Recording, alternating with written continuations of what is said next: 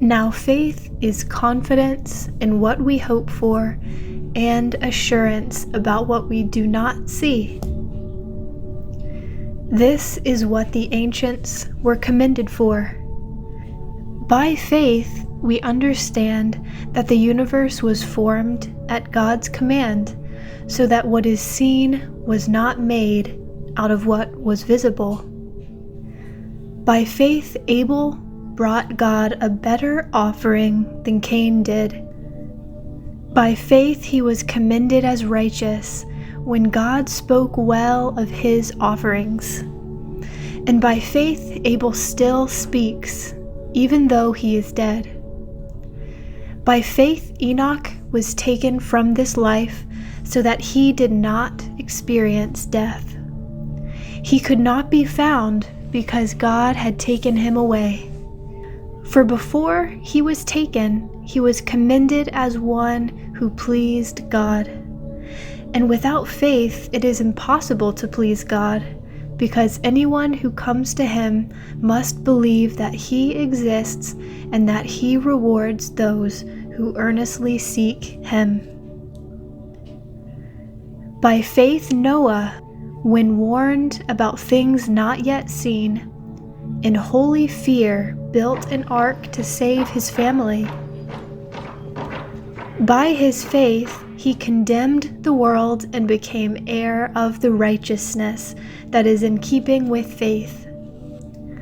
By faith, Abraham, when called to go to a place he would later receive as his inheritance, obeyed and went, even though he did not know where he was going. By faith, he made his home in the promised land like a stranger in a foreign country. He lived in tents, as did Isaac and Jacob, who were heirs with him of the same promise. For he was looking forward to a city with foundations, whose architect and builder is God. And by faith, even Sarah, who was past childbearing age, was enabled to bear children because she considered him faithful who had made the promise. And so from this one man, and he as good as dead, came descendants as numerous as the stars in the sky and as countless as the sand on the seashore. All these people were still living by faith when they died. They did not receive the things promised. They only saw them and welcomed them from a distance, admitting that they were foreigners and strangers on earth. People who say such things show that they are looking for a country of their own.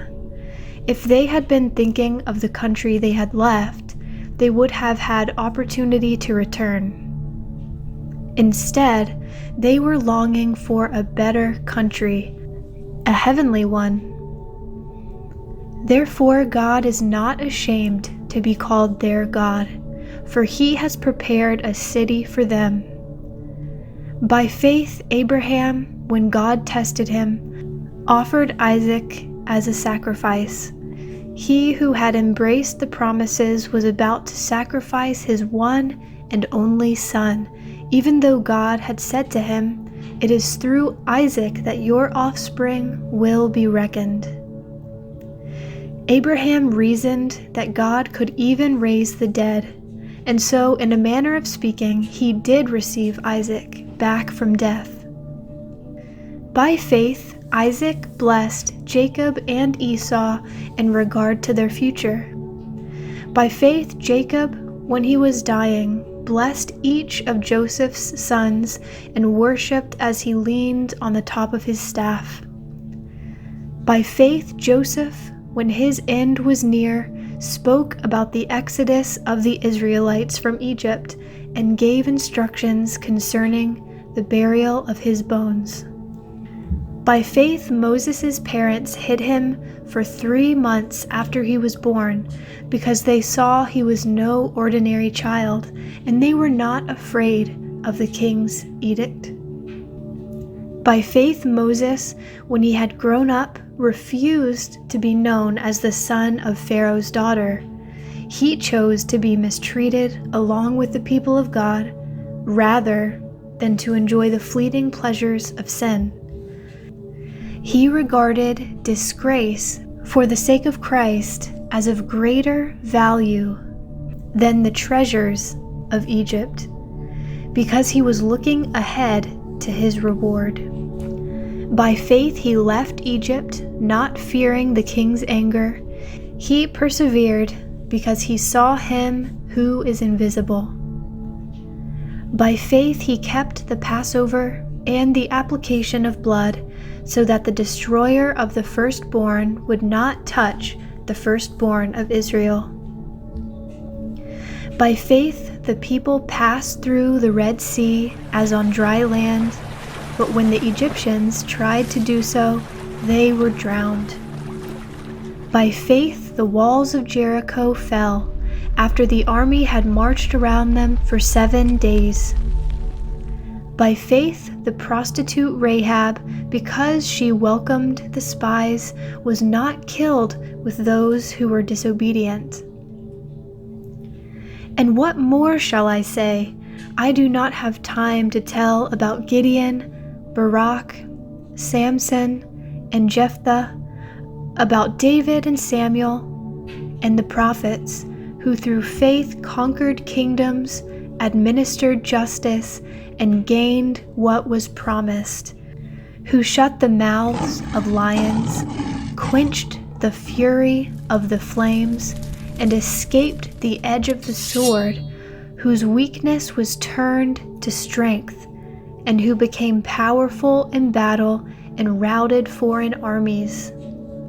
Women received back their dead, raised to life again. There were others who were tortured, refused to be released so that they might gain an even better resurrection.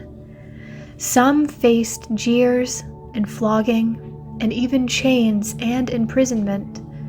They were put to death by stoning. They were sawed in two. They were killed by the sword. They went about in sheepskins and goatskins, destitute, persecuted, and mistreated. The world was not worthy of them. They wandered in deserts and mountains, living in caves and in holes in the ground.